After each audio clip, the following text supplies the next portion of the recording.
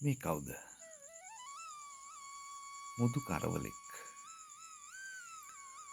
ලංකාවේ උග්‍ර විෂ සර්ප කාණ්ඩය ඇතුලේ කරවලුන් විශේෂ දෙකක් වාර්තා වෙනවා. එක්කෙනෙක් තෙල් කරවලා. මේ ඉන්නේ අනිත් එක්කෙනා. මෙයා මුදු කරවලා. මෙයාගේ විශේෂත්වය වෙන්නේ මෙයා ලංකාවට ආවේනික සර්ප විශේෂයක් වීම. ලංකාවේ මධ්‍ය කඳුකරේ ඒ වගේම ඌව පළාතේ කඳුකරේ ආශ්‍රිතව මෙයා වාර්තා වෙනවා. වීලි කලාපයේ මෙයා ගැන තොරතුරක් දැනගන්න හම්බ වෙන්නේ නැහැ. වීලි කලාපේ බොහෝ විට අපිට හමු වෙන්නේ තෙල් කරවලා. මේ ඔබ දකින කෙනා නම් හොඳින් වැටුණු සතෙක් නෙමෙයි. මෙයාට එච්චර වයසක් නැහැ.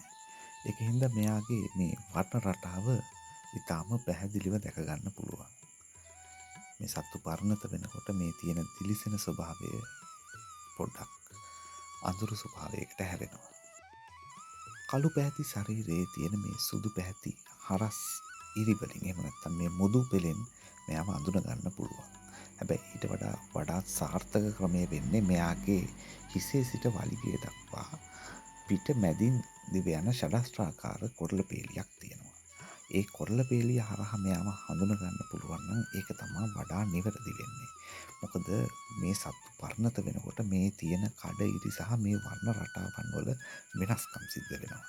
ඉතින් හැබැයි අර කොරළ පේලියත් එක්ක බලපුවාම ඊටම පහසුවෙන් සහ නිවැරදිව අපිට කරවලෙක් අඳුර ගන්න පුළුවන් වෙනවා.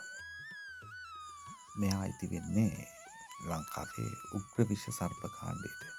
ඉතින් උග්‍ර විෂ වෙන්න ඕනේ නැහැ. අපි හැමදාම කියන දෙයක් තමයි සර්ප දර්ශනයක් වුණොත් වහාම ළඟම තියෙන රජේ රෝහලකට යන්න කියන එක.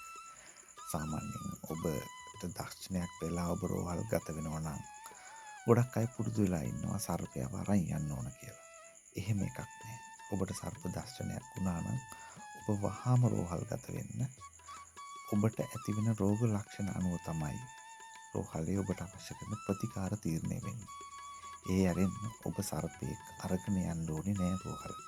ඉතින් ඒක හොඳට මතක තියාගෙන දර්ශනයක් වුණොත් හැකි ඉක්මනින් රජයේ රෝහලකට යන්න. ඔබ සර්පයා අඳුරගෙන තියෙන එකේ අමතර වාසියක් තියෙන්න පුළුවන්. හැබැයි ඔබට තියෙන රෝග ලක්ෂණ අනුව තමයි ප්‍රතිකාර කරන්නේ. ඒක හින්දා සර්ප දර්ශනයකදී ඒ සර්පයා විෂ සහිත සර්පයෙක් වුණත් නිර්විෂ සර්පයෙක් වුණත් ඔබ කළ යුත්තේ වහාම පිළිගත් වෛද්‍යවරුන්ගෙන් ප්‍රතිකාර ලබා ගන්න එක.